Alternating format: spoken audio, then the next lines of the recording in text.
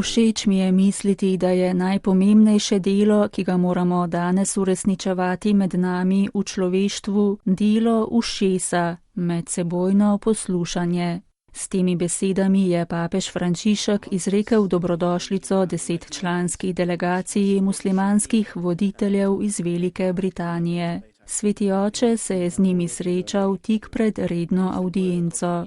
V kratkem nagovoru je poudaril pomen medsebojnega poslušanja, brez naglice, da bi dali odgovor. Sprejeti besedo brata, sestre in šele potem pomisliti ter ponuditi svojo besedo. Sposobnost poslušanja je zelo pomembna.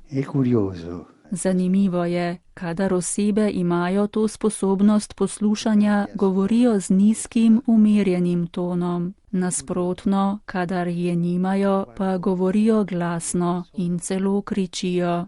Med brati vsi mi se moramo pogovarjati, se poslušati in govoriti počasi, mirno, skupaj iskati pot.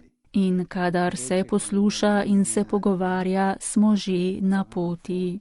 Papež Frančišek se je delegaciji na koncu še zahvalil za pot, po kateri hodijo, in vsemogočnega ter usmiljenega Boga prosil, naj jih blagoslovi. Vas pa prosim, da molite zame. Najlepša hvala.